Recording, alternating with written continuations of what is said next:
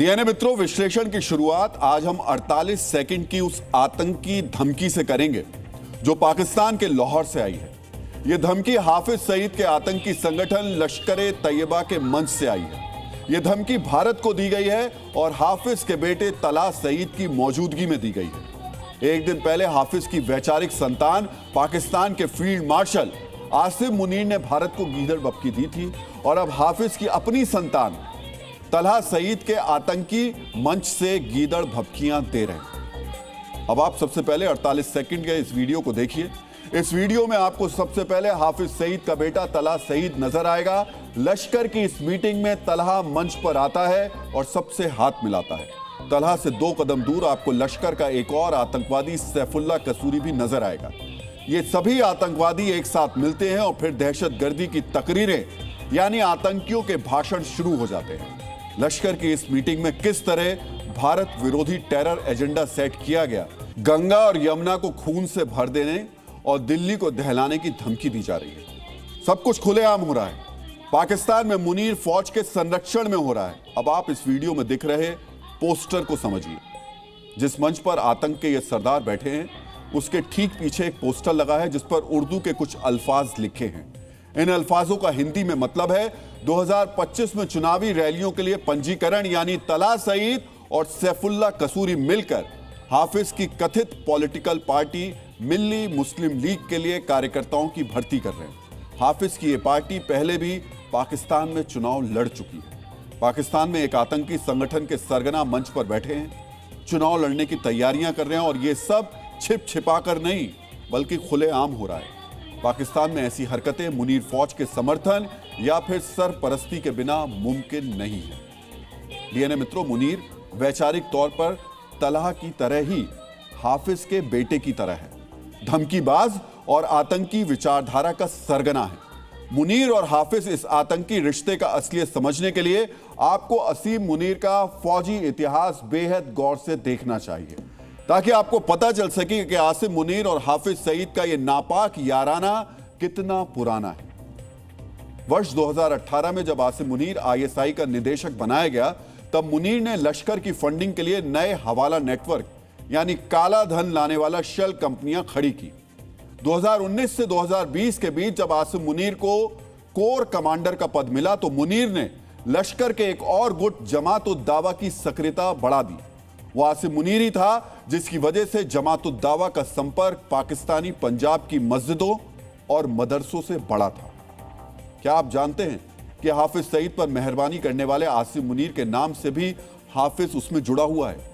90 के दशक में एक विदेशी पोस्टिंग के दौरान आसिम मुनीर ने कुरान शरीफ को याद कर लिया था। इस्लाम में कुरान शरीफ को याद करने वाले को हाफिज का टाइटल दिया जाता है। इसी वजह से आसिम मुनीर को पाकिस्तानी फौज में हाफिज कुरान भी कहा जाता है। यह तथ्य बताने के लिए काफी है कि हाफिज सईद और आसिम मुनीर के चेहरे भले ही अलग अलग हैं लेकिन दोनों के नाम और काम बिल्कुल एक जैसे हैं। डीएनए मित्रों, भारत के खिलाफ आतंकवादियों का जलसा, आतंकवादी हमला, यह सब मुनीर के इशारे पर ही होता है। पाकिस्तान के chief of defence forces Asim Munir के डीएनए में ही दहशतगर्दी है। एक तरफ वो आतंकवादियों के साथ मिलकर दहशतगर्दी फैलाता है तो दूसरी तरफ उसका सिस्टम विरोधियों में दहशत भरता है। मुनीर की इसी दहशतगर्दी का एक और चैप्टर आज सामने आया जब रावलपिंडी की अडियाला जेल के बाहर पूर्व पीएम इमरान खान की बहनों को दोबारा धरने पर बैठने के लिए मजबूर होना पड़ा।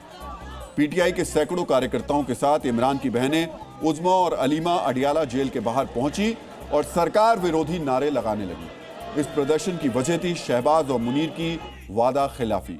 दरअसल पिछले प्रदर्शनों के बाद इमरान की एक बहन को उनसे हर हफ्ते मिलने की अनुमति मिली थी, लेकिन एक ही हफ्ते के अंदर पाकिस्तानी सरकार अपने वादे से पलट गई और बहनों को इमरान खान से मिलने की अनुमति नहीं दी गई। मुनीर और शहबाज के इसी फरेब का विरोध अडियाला जेल के बाहर किया गया। इमरान खान की सियासत को कुचलने के लिए मुनीर किसी भी हद को पार करने के लिए तैयार है। रात के वक्त जब प्रदर्शन शुरू हुआ था तब सर्दी के मौसम में प्रदर्शनकारियों पर ठंडे पानी की बौछार कर दी गई और जब इमरान समर्थक इस टॉर्चर के सामने भी डटे रहे तो दिन में पुलिस की गाड़ियां मंगाकर इमरान खान की उम्रदराज बहनों को हिरासत में ले लिया गया। अगर इमरान समर्थक मौके पर मौजूद ना होते तो इमरान की बहनों के साथ किसी अनहोनी को भी अंजाम दिया जा सकता था। मुनीर ने इमरान के परिवार को निशाना बनाया तो शहबाज ने इमरान पर पॉलिटिकल स्ट्राइक की। इमरान खान के खिलाफ पाकिस्तान सरकार का यह नया हथकंडा आपको भी बेहद गौर से देखना और समझना चाहिए। पाकिस्तान के पंजाब प्रांत की विधानसभा में इमरान की पार्टी पीटीआई का एक प्रस्ताव लाया गया। इस प्रस्ताव पर वोटिंग के बाद इमरान खान के राजनीतिक दल पर पाकिस्तान के पंजाब में बैन लगा दिया गया। प्रस्ताव में इमरान खान की पार्टी पीटीआई पर देश विरोधी गतिविधियों में शामिल होने के आरोप लगाए गए थे। इस बैन के बाद पाकिस्तानी सियासत के केंद्र पंजाब में इमरान की पार्टी कोई राजनीतिक गतिविधि अब नहीं कर पाएगी। शहबाज और मुनीर का एक ही मकसद है, किसी भी कीमत पर इमरान खान को तोड़ना। दूसरी तरफ इमरान खान भी पाकिस्तानी पॉलिटिक्स की सिविल वॉर में डटे हुए हैं। इमरान खान से मुलाकात के लिए धरने पर बैठी उनकी बहन अलीमा ने मीडिया के सामने आकर बताया कि मुनीर के दावपेचों से इमरान हताश नहीं हुए हैं, बल्कि उन्हें तो मुनीर की करतूतों पर खुशी होती है। सलाखों के पीछे बैठे इमरान खान अपनी ताकत यानी वफादार समर्थकों पर भरोसा जता रहे हैं। इमरान के लिए इसी दीवानगी की एक तस्वीर अडियाला जेल के बाहर हुए प्रदर्शन में भी नजर आई और यह तस्वीर सोशल मीडिया पर वायरल हो गई। डीएनए मित्रों, अडियाला जेल के बाहर प्रदर्शनकारियों को हटाने के लिए जब पुलिस ने पानी की बौछार की, तब इमरान का एक समर्थक सर्द पानी के इस टॉर्चर के सामने दीवार बनकर खड़ा हो गया। इमरान के इस अज्ञात दीवाने की पहचान तो नहीं हुई, लेकिन यह अकेला सीना तान कर वाटर कैनन के सामने खड़ा रहा, मानो मुनीर को यह मैसेज दे रहा हो कि इमरान भले ही जेल में है, लेकिन उनके दीवाने पाकिस्तान की सड़कों पर मौजूद हैं। बाकी लोग सड़क किनारे खड़े हो गए थे, लेकिन यह समर्थक पानी की बौछार पर जूते मारता रहा। डीएनए मित्रों, यह पहली बार नहीं है जब इमरान खान के समर्थकों ने अपने लीडर के लिए इंतहा दीवानगी जाहिर की हो। वर्ष 2023 में जब अल कादिर ट्रस्ट केस में इमरान खान को जेल भेजा गया था, तब भी उनके लाखों समर्थक सड़कों पर उतर आए थे और मुनीर के गढ़ यानी पाकिस्तानी फौज की छावनियों में आग लगा दी थी। इमरान की इसी ताकत की वजह से मुनीर और शहबाज इमरान की सियासी पारी को हमेशा हमेशा के लिए खत्म करना चाहते हैं, ताकि पाकिस्तान में ऐसा कोई चेहरा ना बचे जो उनकी कुर्सी को चुनौती दे पाए। लेकिन इमरान खान की बहनें और समर्थक डटे हुए हैं। इसी वजह से संभावना जताई जा रही है कि अगर इमरान खान पर जुल्म जारी रहा तो पाकिस्तान में सिविल वॉर जैसे हालात पैदा हो सकते हैं। डीएनए मित्रों, अपने घर यानी पाकिस्तान में मुनीर की दाल नहीं गल पा रही, लेकिन 7 समंदर पार से अमेरिकी राष्ट्रपति ट्रंप से मुनीर पर मेहरबानियों का सिलसिला लगातार जारी है। इस बार ट्रंप ने मुनीर पर क्या मेहरबानी की, अब आपको यह भी जानना चाहिए। पाकिस्तान को आईएमएफ यानी इंटरनेशनल मॉनेटरी फंड से आर्थिक मदद की नई खेप मिल गई है। इस खेप के जरिए पाकिस्तान को 10,800 करोड़ रुपए मिलेंगे, यानी करीब 11,000 करोड़ रुपए। दरअसल पाकिस्तान को दी जाने वाली आर्थिक मदद पर पहले आईएमएफ ने ही रोक लगाई थी। अब आईएमएफ ने कहा था कि पाकिस्तान ने कर्ज की शर्तों के मुताबिक टैक्स सुधार नहीं किए हैं। माना जा रहा है कि अमेरिकी राष्ट्रपति डोनाल्ड ट्रंप की दखल के बाद पाकिस्तान को दी जाने वाली आर्थिक मदद से रोक अब हटाई गई है, यानी मुनीर के कटोरे में 11,000 करोड़ रुपए की भीख अगर आ रही है तो इसके पीछे ट्रंप है।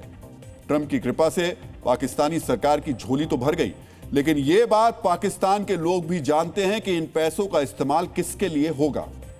उसी हाफिज सईद, तलहा सईद और मसूद अजहर जैसे आतंकवादियों के लिए जो भारत के खिलाफ आतंकी साजिश रचते हैं।